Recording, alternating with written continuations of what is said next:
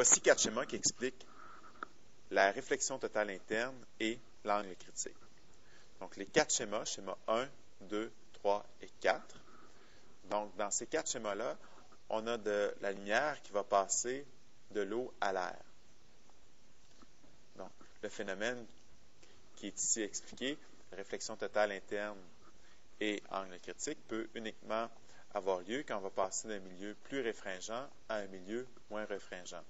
Dans l'autre sens, de moins à plus réfringent, on n'aura pas le même phénomène qui va apparaître. Donc, sur le premier schéma, qu'est-ce qu'on peut voir? Donc, nous avons un rayon qui passe avec un certain angle I. Il passe de milieu plus à moins réfringent. Donc, qu'est-ce qui se passe? C'est que l'angle de réfraction est plus grand que l'angle d'incidence parce que le rayon s'est éloigné de la normale. Il est passé de milieu plus à moins réfringent. Sur le schéma 2, qu'est-ce qu'on peut remarquer? C'est qu'au fur et à mesure que I augmente, R va se rapprocher de plus en plus de 90 degrés.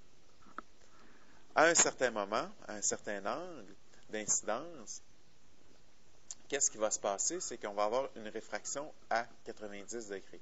Ça va être la dernière réfraction possible lorsqu'on passe de l'eau à l'air.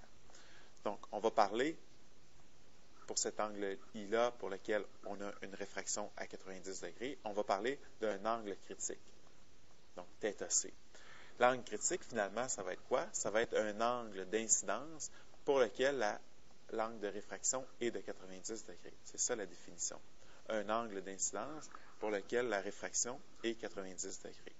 Ça, c'est le troisième schéma.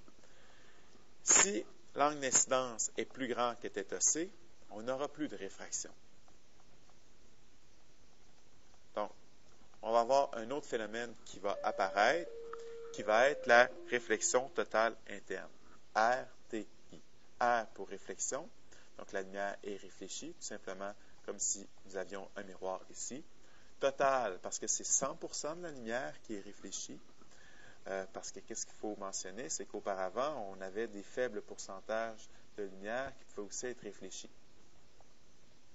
Interne, parce que la lumière est réfléchie sur elle-même dans le même milieu où est-ce qu'elle était initialement. Donc, RTI de cette façon-là. Si on veut savoir c'est quoi l'angle, la formule pour trouver l'angle critique, on a tout simplement à appliquer Snell Descartes. N1 sin θ1 est égal à N2 sin θ2. On va remplacer θ1 par l'angle critique, donc automatiquement de l'autre côté, on doit placer 90 degrés, parce que la définition, c'est que l'angle critique, c'est l'angle d'incidence pour lequel la réfraction se fait à 90 degrés. Donc là, ici, N1 sin θc est égal à N2 sin de 90. Donc, si on isole θc, N2, sin de 90 degrés, ça donne 1. Donc là, j'y vais en plusieurs étapes. Donc, sin θc est égal à N2 sur N1. Et θc, sinus moins 1 de N2 sur N1. Donc, ça, c'est la formule pour déterminer l'angle critique lorsqu'on passe de la substance 1 à la substance 2. On s'entend qu'on doit absolument, pour que ça puisse fonctionner, passer d'une substance plus réfringente à moins réfringente. Si vous essayez de passer d'une substance moins à plus réfringente, vous ne serez pas capable de trouver un angle critique. La calculatrice va afficher une erreur.